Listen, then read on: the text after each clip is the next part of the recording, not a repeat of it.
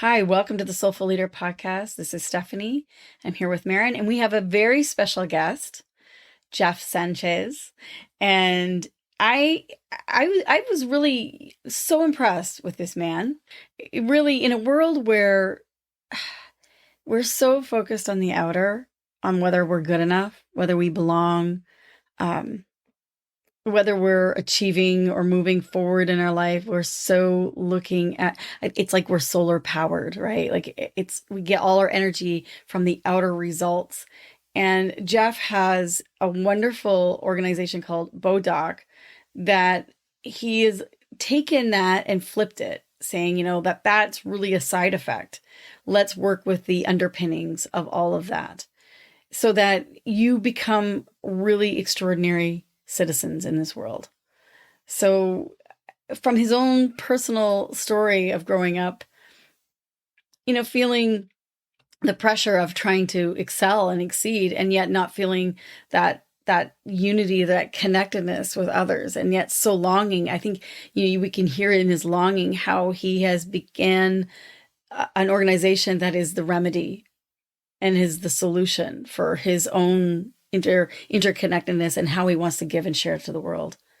And when I asked him about what does BODOC, his company, mean, he said originally, he's like, it was just one of those things that, hey, it was available, so I got it, and I fixed bows, and it was kind of nonchalant. It's such a metaphor of where he was tuning the bow and the bow and arrow to be able to really stay focused on our reason for being and what it really does matter, what matters in our life, what gives us fun and fulfillment. And, that's actually what he's doing. He's tuning those he coaches to be able to really receive the guidance from the future that wants to happen, and to really work with that internal dialogue. And so that we're not so reactive in our life, but we're more responsive and good people, good human beings. He's a very powerful leader, and I'm really glad we got a chance to interview him. He also happens to be my husband, so I am biased in some ways. In others, I think oftentimes we take for granted the people around us, and we don't always recognize the great things that they do. And when I see both the youth and adults that he coaches as an archery coach, and all the people that he's impacted, one of the things that I think most about him is that he's a people first person. And that comes through in everything that he does. And you'll hear it in his leadership style and the things that he says at the end. It made me want to well up with tears. So I hope you enjoyed our podcast interview today as much as we did. And remember that you can always find out more and see other people that we've interviewed who have different leadership styles on our website, thesoulfulleaderpodcast.com. Enjoy the interview. In a world where we have everything and it's still not enough, we're often left wondering, is this really it? Deep inside, you know there's more to life. You're ready to leave behind the old push your way through and claim the deeper, more meaningful life that's calling you. That's what we invite you to explore with us. We're your hosts, Stephanie Allen and Maren. And this is the Soulful Leader Podcast. Yay! Jeff, it is so great to have you here with us today. I'm super excited to hear about your evolution and why you do what you do, and even how you do what you do, because I know you do things a little differently. So let's begin, because I know you work. Actually, I want to start with a question, because I know you work with younger people, and what I'm finding a lot is there seems to be a lot of, like, at least with the people that I'm working, the young people that I work with, there's a lot of uncertainty. A lot of like, where do I fit in this world? How do I belong? I don't know what my gifts and strengths are. I don't know where I'm going or what I'm doing. What is my value? What is my worth? And I know that's not just with young people. I know that that's kind of pervasive throughout many of us. But in particular, I know that you work with young people. And if you could tell us a little bit about, who you work with and why you work with and how you got into it. Okay. Yeah, sure. I do work with a lot of kids and adults, but our kids program is much bigger than the adult program. And it's pretty amazing the diversity in the kids that we do get because we will have some kids that come to us that are involved in all sorts of other activities. They excel at all sorts of different things. But we also get a lot of kids that have never really found a home, have never really found that activity or that group of people where they really get that sense of belonging. Mm. Some of those kids tend to be very shy, or um, their social skills may not have been as developed yet because of that shyness or because of the lack of community that they've been missing in their life. Um, so it's pretty amazing when we do run into kids that can thrive within our community. And that's one of my favorite aspects is building that community where all sorts of different types of people can thrive together. Mm. And so those kids that come in that may be struggling a bit with some of the social aspects or the self-confidence, or they've been through uh, some traumatic experiences in their life where they are very reserved, they don't want to open up, they have that wall up, um, because it is very hard to um, build that trust, for them to open up, to trust someone, to allow someone in, to get to know them better. Yeah. So to me, that's one of my favorite aspects of our programs is when we can kind of tear down those walls and get the kids to open up, get them to have a voice, be heard, be seen, and really step outside, or push their comfort zone a little bit further out, little by little, so that they gain a little bit more self confidence. Yeah, I was going to say, like, pushing outside of your comfort zone takes a lot of trust because you're Yeah, stepping out into the unknown. And if you already aren't feeling self confident or you don't feel like you belong, there's no friggin' way you're going to step outside of your comfort zone. So, as a leader, what do you do to cultivate trust? Like, are there certain things that you create or set up in an environment, and maybe there's even standards, boundaries, and things that you put in place that help really create a safe container.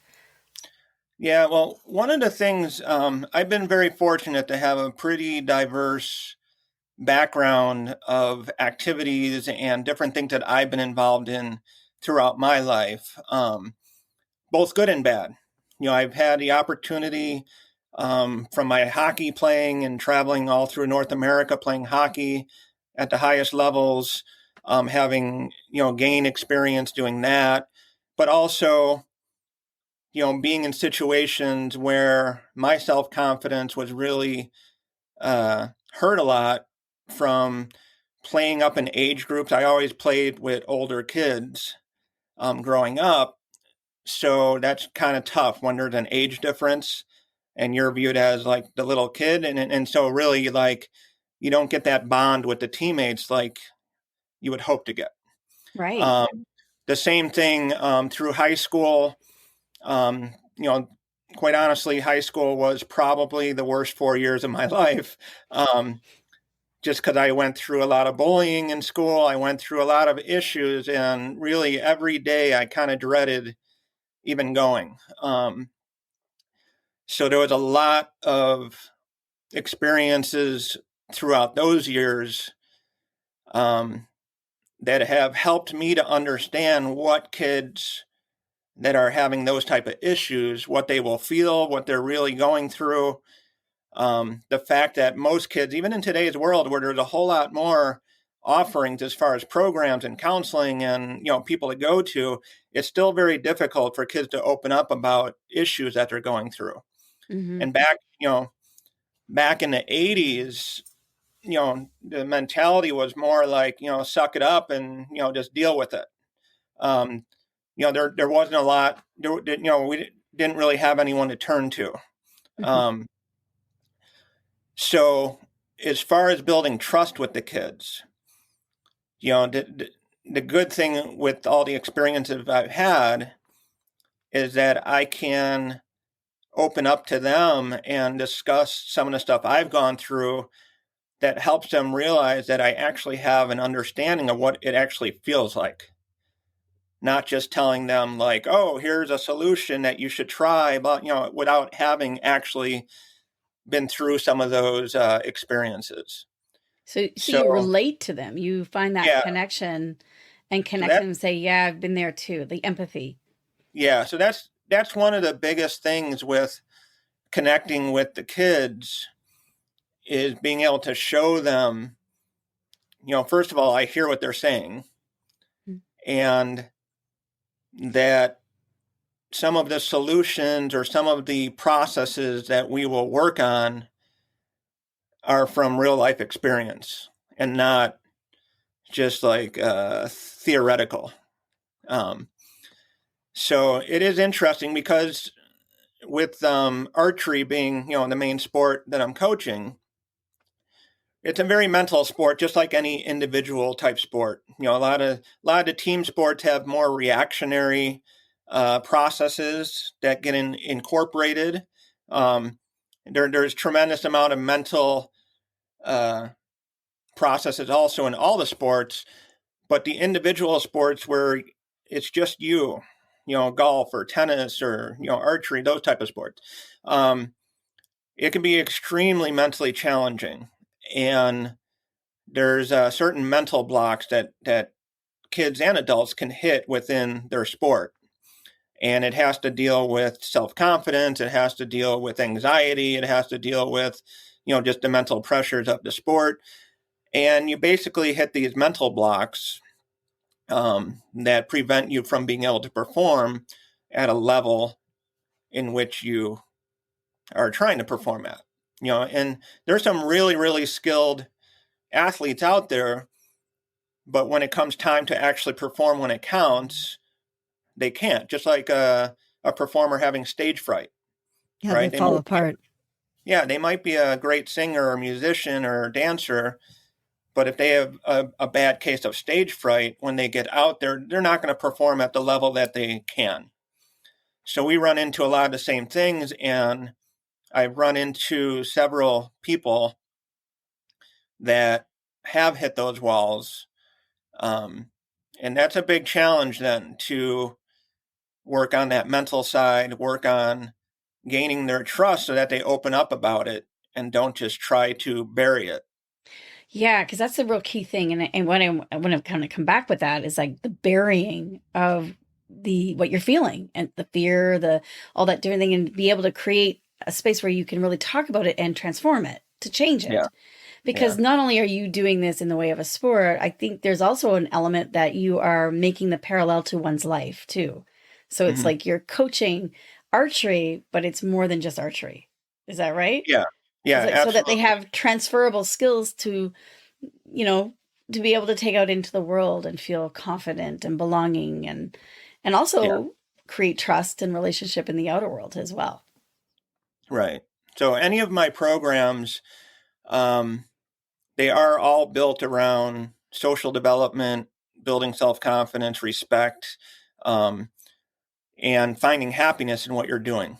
So even when I talk to parents of kids that want to join my program, I always explain exactly, my philosophies, what they can expect, what's expected of the people in my program. But I also do explain to them that archery, even though like I'm one of the top coaches and I produced a lot of very successful archers on the national and world level, that archery is secondary to what I want them to get out of my programs. So I basically say that like archery is kind of like the happy consequence. Becoming a great archer is more of a happy consequence of going through my program. It's a But side building, effect. yeah, it's a happy side effect. Yeah.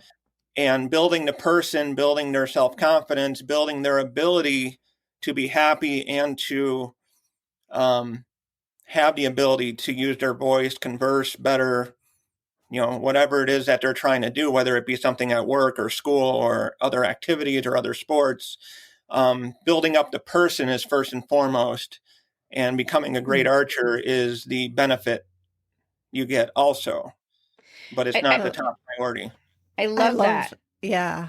I was just thinking, we just did a podcast. It was either last week or the week before, and we were talking about a people first philosophy in business, right? And it's very rare. Usually we hire somebody for the role rather than for the person. And that's what the same thing that I'm hearing you say of like most coaches coach their sport. They're not thinking of coaching their people. And even when they are thinking about coaching their people, it's still that kind of pushing to become the best rather than let's bring the best out of you. And if you become a great archer in the process, good for you. And if you don't, you still become a great person. I love that. Yeah. Yeah. And even when we're setting our goals, whether it be goals just for a tournament that's coming up or goals for the, the indoor or outdoor season as a whole, there's kind of like a top level outcome goal. And we always talk about how you really don't have control over that, because it may be that I want to make the podium at a tournament or something, but other people are involved. So you do the best you can, and then you just see kind of where the chips fell and see if you happen to get an outcome goal. And then the other goals being the performance and process goals, that's really where we're living. We are living at the performance level, trying to become better or healthier or stronger. And then the process is basically what's my to-do list to work on those things. So in the same sense that we were talking about, where becoming a great archer is kind of like a benefit of the programs. Obviously we're working very hard and very structured to become good archers, but it's wrapped around the development of the person first and foremost. And so when someone happens to get a podium spot or win a tournament or set a national or world record, it's absolutely something to celebrate. But to me, I always tell them that that's the bonus. The learning process, the going to a tournament, understanding yourself better, because we learn a lot. If we go compete, we will learn a lot about ourselves and the process of competing and how we react to certain situations and how we handle certain things. We will learn a lot about ourselves, both physically and mentally, in those situations. And if we happen to actually hit an outcome goal and make a podium or do something like that, that's kind of like a bonus then. So it's first so and key. foremost, we want to learn at each event. It's so key because you're making a shift in the way that most people, myself included, I can relate to myself. It's like we make the measurements of whether or not we are exceeding, like, excelling along in our life by what's going on outwardly, instead of what you're saying is like, yeah, let's work with those process goals. Let's work with the internal aspect of like, hey, how did you react or respond to that? And how do I have to say, like, how do people respond to that? Because it's a different way of thinking and being. Because they're like, well, what do you mean, Jeff? Aren't you going to get me to the podium and I want to be a better? And aren't you going to help me with my skills and my acuity and all these different things? And you're like, yeah, that's the byproduct. Let's go deeper. Yeah. How do they respond to things like that? Because none of my programs, at least the ones that I coach personally, are open enrollment. You have to be invited into those programs. And over the years, we put more and more structure into how someone gets into my programs. And so we have taken what I've done and started to put it into the other levels of training, so that as they're working their way up, they are already being put into a very similar environment right from the get-go. The parents understand what that process of learning is, what's focused on, what's talked about. The parents are sitting right there. Right. I actually like when the parents can hear kind of the deep thought conversations we're having, because I want them to understand my program as well as possible. So by the time they get to me, at least now in its present day form, they already understand what's expected of them, how my programs work, the fact that it is wrapped more around the development of the person, all that kind of stuff. So I don't really have issues with people like being surprised that the program is run how it is. But the other, I guess, good thing we have is a very long track record of producing national and world level competitors that are very successful.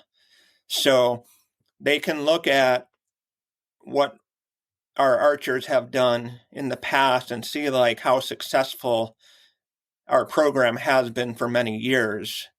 But then also once they get into any of our programs as they're working their way up towards my programs, they get a glimpse as to the type of training they're getting, and especially the parents. Most of the parents are basically like, that is the type of training I want my kid in. They can become a good archer, but boy, are they going to become a much better person going through this program. So I tend to have very little turnover as far as people leaving the program. And I'm not saying it never happens, but it's very little. Most of my turnover would be like from kids getting old enough to go off to college or something, Same thing with my adult programs. The adults that have been with me a long time, a lot of them. And then we get new adult students and kid students that come in each quarter, but they tend to stick around quite a while, like years. So I've had some kids that have been in my program since like literally they were like 8 years old or something, and now they're working at the shop. They're like some of the best shooters in the country. They're amazing young adults, and it's just amazing to have been with them through that whole growth process. And to me, it's just like amazing to see that. Well, it's like you've cultivated an environment, like you said, your intention to grow, and that's what they're doing, and it's creating that safety and security and that trust that it's like, okay, this is a safe place, and it's not about the outer. They're actually evolving inwardly. So right from the get-go, one of the biggest goals was to really build a community, not just archers, not just like teach people how to shoot and be great, you can shoot a bow now. It was the entire goal right from the get-go was to build a community of people so that everyone can have basically a huge support structure around them. I understood like that I would be a big part of that as I was growing it, but I'm just one person. They need more than just me to have a support structure. So the fact that we have built a community of people that individually they thrive pretty well and do really well, but together, even doing it together with each other is even more amazing to see how they interact. All these people that never even knew that each other, and how amazing, how close they are, how much they rely on each other, how much they turn to each other.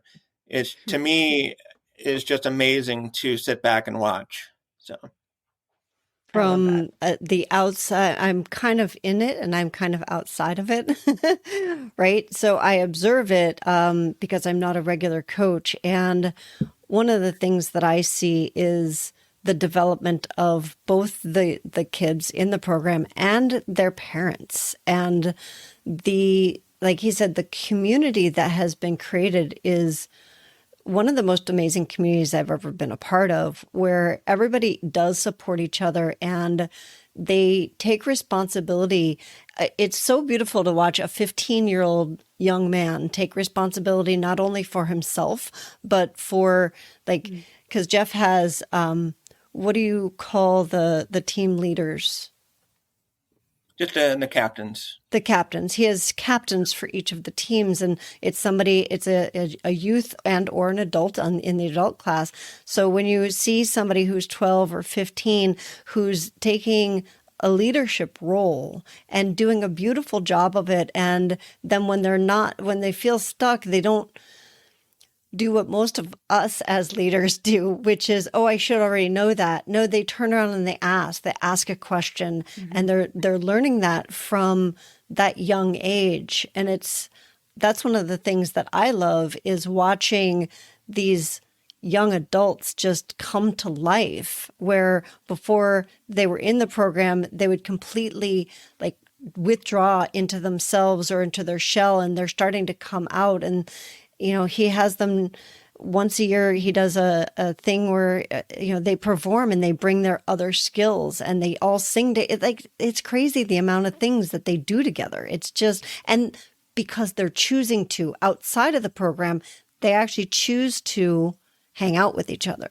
Mm-hmm. Yeah. Well, it's a chosen family where you feel safe, and it's not a dysfunctional family. It's one that allows you to grow and learn and evolve and celebrate each other's success. It's like, I hear like the competition, like it transcends the scarcity mentality around you and me, or that separation. And like you said, you want to make that collaborative. It's like, it's a new way of turning that competition inwardly, of saying, okay, what's changed in me, and what do I need to move within myself, or where do I need to ask help? Because if I don't, I'm going to be the same or worse next year. Like, it's like internally. So it's flipping competition to an inward place rather than an outer. And then it's like, hey, look at that. I did pretty good in the outer world too. How about that? But that's the secondary. I like that. It's the secondary, because our world is so created, isn't it? Like to value who you are by what you do and the awards that you've made, and the outer representation, rather than who you are as a being. And I think that's what I hear you trying to shift, is that change that outer paradigm, that outer narrative, to upgrading the internal narrative. Yeah. Like once in a while, we will, I have a couple of big whiteboards, up in class, and we'll put a bunch of words on the board to describe why we work so hard on things. And we'll get a bunch of words up there like for consistency, for stability, for accuracy, for repeatability, all the different things we work on with form and structure with our shooting and everything like that. And, one of the things, I'll normally leave a blank space in the middle of all these words, and put at the end, like if no one has said it, and put the word fun in there, because we do work really hard, on our shooting. And it tends to show at the tournaments and what people are able to do. But we actually have a lot of fun doing it, because we incorporate many different aspects of training. We do a lot of different activities that have nothing to do with archery. We do homeworks that have nothing to do with archery. We do community service events. We'll have outings like the captains. I leave it up to the captains to schedule outings, and they, we all might go roller skating, or we all might go, wherever, go to a karaoke place and whatever it is. And, it gets back to building the community up. And so when the people come in, and I know it's that way for me, like Mondays and Tuesdays are kind of my main days for my programs. And like, I really, really look forward to those days, which I'm very fortunate, because a lot of people, that have other types of jobs or something, sometimes they don't quite have something to look forward to necessarily. So I really, really look forward to those groups. And so when I see that they are interacting outside of archery, or I see them applying some of the life skills, more than just archery skills, to other aspects of other teams they're on, or other activities, or at home, or whatever, or I see that their ability to open up and converse and be heard and seen is increasing. Mm-hmm. All those things just really validate what we're doing. So it's to me like when I can just kind of step back and watch the groups, they're big enough. I mean, there's a lot of people, but even when we're at the tournament and we have 30 or 40 people at a tournament and stuff, it is so nice just to kind of be in the background and seeing them interact, seeing how they're interacting with each other, the other competitors, the adults and the kids, how they're supporting each other, seeking each other out to go cheer them on, all these different things. And it's not me having to tell them, go do this, go do this, go do this. It's just Yeah. part of their community now, just to do it. So that to me, that's just an amazing aspect of it. So one of the things that I know about you is that you're very structure based. For those of you who have kind of followed us along for a while, you know that we do something called wealth dynamics. And in the wealth dynamics profiling, Jeff is what's called a lord. And lords are systems people. So as I am hearing you talking, it sounds like, oh, it just happened. All these people came together and isn't it lovely? And we've created this beautiful community. And what I know is there was a lot of process and systems and a lot of thought that went into designing it intentionally to be what it is today. Yeah. Is there anything from that analytical side of you that you wanted to say about kind of like what went into kind of the thought process of building what it's now become? Yeah, I was actually giving that some thought of like if I was going to try to explain where some of those Lord aspects come into play. Part of what I was thinking about is basically, it is, well, even just go beyond just the basic like planning and trying to figure out what I want to build and how I'm going to build it and stuff. Part of what has helped me from my Lord profile is really being able to see in people, in processes and situations or whatever, the what can be instead of just the what is. I love that. So that I was trying to think of like if there was an underlying theme to a lot of the processes or the community or the things that I've built and the things that I have in my head to plan out. That what can be is a really big aspect of it. And then kind of if you go back to what we mentioned a little bit earlier about the goals, if what can be is a performance goal of what am I trying to build, accomplish, do, all these type of things. But then really where the processes come in from the Lord perspective and the planning and gathering data nuggets and puzzle pieces and just keeping them up in my head or in notes or whatever, so that at some point they're very useful for what I want to do. But that's basically, the Lord, processes will create then the to-do list, and what actually has to happen when it has to happen. So you may be gathering all sorts of data, all sorts of information, little pieces of what you want to do that may not be necessary, at least in the present, but you're always building those pieces up. So by the time they're needed, you already have made so much progress on those aspects, that you're not being as reactionary. And that's, I guess, one of the things I guess a Lord profile, what helps me with is to not be too reactionary. Because we're always trying to see what's down the road, what's coming up, how we are trying to create certain things. And all those pieces of the puzzle are falling into place in the background that no one sees anyway. That's what I was just going to say. It sounds like you're tracking those pieces of the puzzle and Oh yeah, researching them and yeah, gathering them. And until you have enough of those pieces, and then you yeah, start to see the patterns, then you know what to do from there. Instead yeah, of reacting on, yeah, let's do this. It's well thought out. yeah. And like even getting my program started, it was back in 2013. I had a pretty severe heart attack, and it was obviously life changing to me in many ways. But one of the biggest ways that it was actually life changing was to decide that I'm not going to do anything that I don't enjoy doing anymore. Um, and at the time, I was doing coaching and dancing and teaching and doing all sorts of stuff.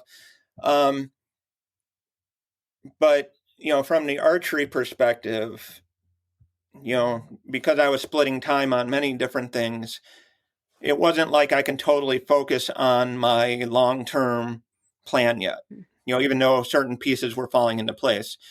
So that kind of was the catalyst back then to say, okay, you have the time now because you are limited in being able to do these other things. So focus on building that community up. And what it was is basically like a plan. It was a several year plan, 3 or 4 year plan to say, okay, here's where I want to be in 3 or 4 years with making progress towards this. Because a lot of people knew me locally. I did a lot of work on people's bows, coaching locally, different things. But the plan to build this community out was never limited in my head to just a local community. Just the people that knew me kind of thing. So, it was a long plan of, especially because I couldn't shoot anymore at that point either. So I did certain things to keep myself involved, to build up the coaching side of things, to build up networking throughout the archery community across the country to help build my program up, even though I couldn't shoot anymore, at least at that time. But I wanted to build up the coaching and community side of things. So it went from basically that 3-year plan worked out really well. And it went basically from starting from zero to having a national presence and, a lot of people around the country, coaching a lot of people around the country, and building up a very nice community here. By the end of 3 years, it got to basically where I needed it to be to really have the foundation in place to really now start making it grow bigger and bigger. So, but it was a lot of background planning, a lot of doing things that didn't look like it was necessarily related to the end result. Yeah, that's a key. Because sometimes you think, how this isn't even related. How is this even helping? Yeah, so it was a lot of stuff that did not directly look like building an archery community. But when it was time to utilize those pieces of the puzzle, they were huge in creating this community. So cool. It was a very interesting process. I see that as one of the reasons to know your profile. And it's not that knowing your profile, you didn't suddenly start doing these things because you knew your profile, and it gave you more insight into, oh, that's how my brain works, and almost a permission to like, that's cool. Yeah, I know how my brain works now. Yeah. And I'm going to almost exploit that, right? I'm going to dive into it fully. And, you and I have talked about the fact that my brain does not work like that. So my profile is a star profile, and we think very differently. And that's also been helpful to know that, oh, that's how Jeff thinks, and this is how I think. And so even in conversations that we have, it helps me to understand that's just a language that he speaks because that's how he thinks. And it's not the language that I speak because it's not how my brain thinks, Mhm. you know? So Yeah. the whole communication piece, that's one of the reasons I wanted to bring up the profile, is because it does, in what I've seen in our life, is it's really made a difference for us individually and understanding how we think ourselves. It also has made a difference in us as a partnership and how we communicate with each other. Mm-hmm. Yeah. Yeah, it is kind of interesting because both of us will kind of chuckle or laugh at each other a little bit sometimes when we know that it's, that's just the way the brain, like her brain thinks or my brain thinks. And we understand the differences much better since understanding our profile. It's been many years, but nonetheless, sometimes I think we just laugh at each other a little bit because we understand that that's that thinking process, that's unique to us, coming out. Um, but it has absolutely helped to understand what our profiles are and understand, and like Maren said, to be able to exploit the benefits of being that profile. There's definitely limitations, because when you have a certain profile, that means you're not good at certain things, but you might be good at other things, right? So, it's a benefit, and sometimes it could be a detriment when you have to deal with stuff that's outside of your main profile. But it really helps to have that understanding as to why you might be struggling in an area or exceeding, or being successful in an area.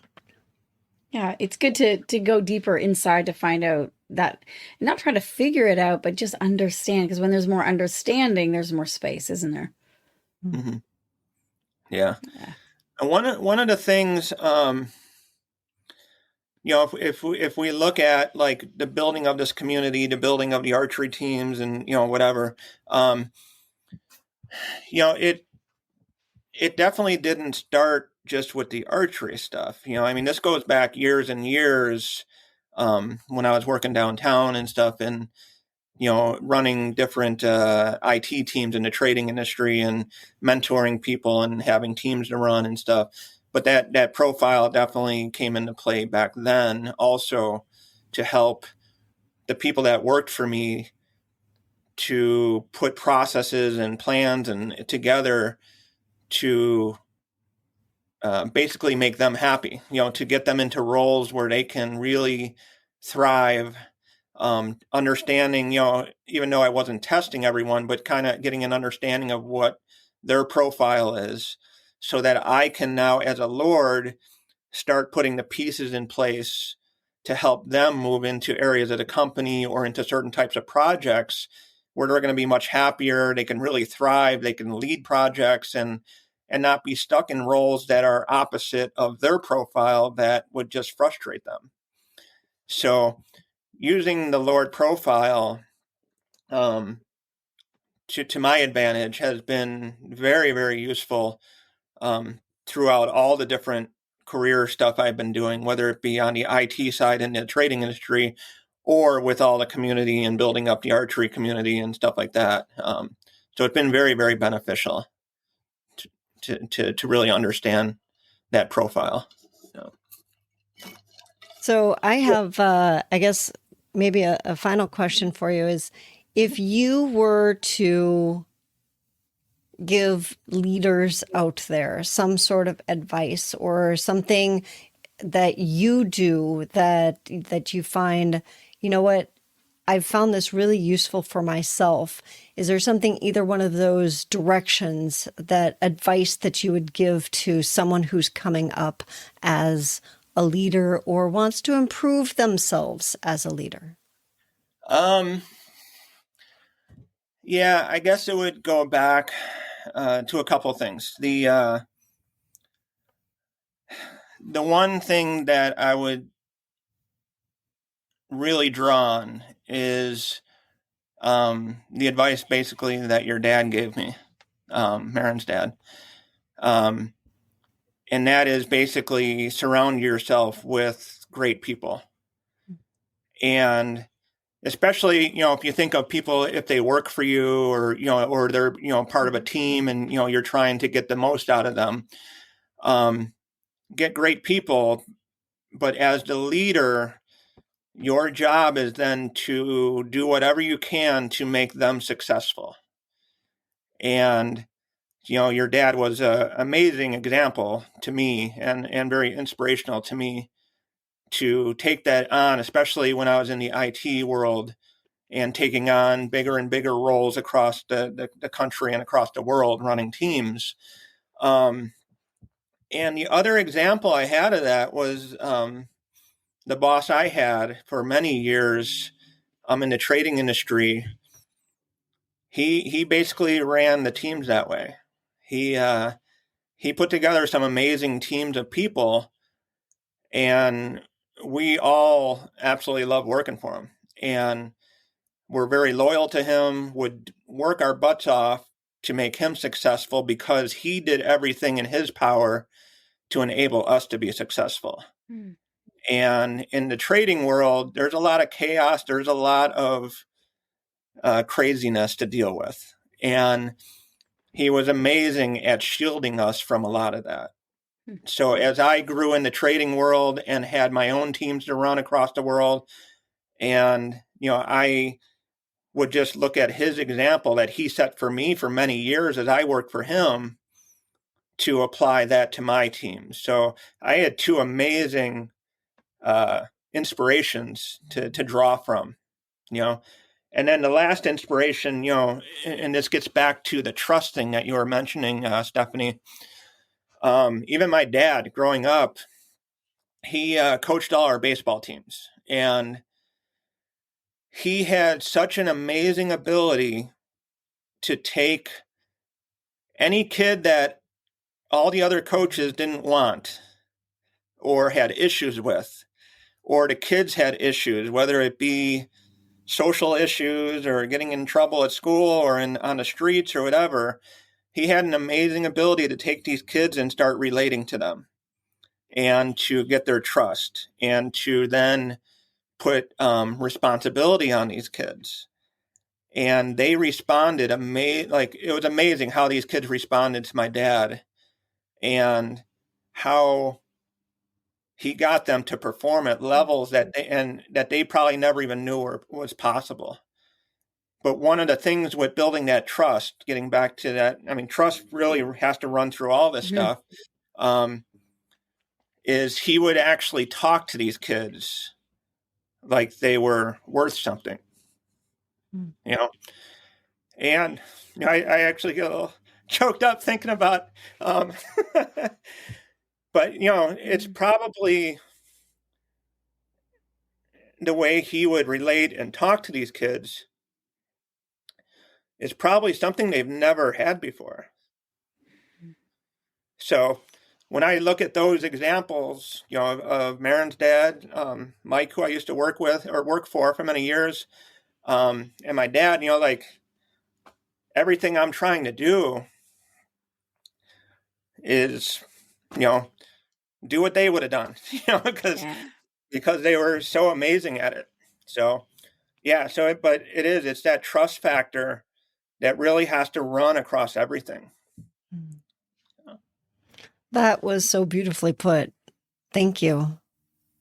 Yeah. Thank you. Yeah, you're welcome. So, Jeff, if there were people who are interested in your archery program, where would they go to find out information? Okay, so if you are interested in an archery program, learning archery, understanding what the programs we have, you can just go to our website. It is just bowdoc.com. It's BOWDOC.com. If you are interested in, or have any questions for me about anything that you heard in the podcast, you can email me directly at jeff@bowdoc.com. Well, I absolutely loved today's interview, and maybe just because I'm biased, but thank you for joining us. And thank you all of our listeners for joining in. Remember that you can find us at thesoulfulleaderpodcast.com. You can also find us we've got the Soulful Leader Project. So our website for that is tslp.life. Remember, it's .life, not .com. And on our Facebook page and our LinkedIn page at the Soulful Leaders. So thank you to Jeff Sanchez for joining us today, and we will see you all next week on the Soulful Leader Podcast.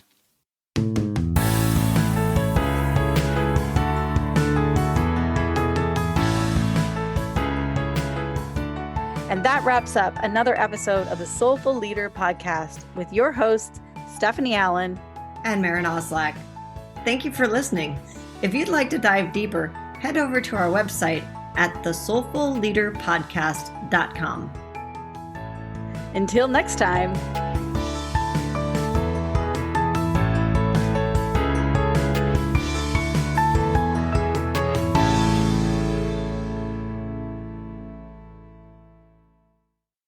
All right, thank you.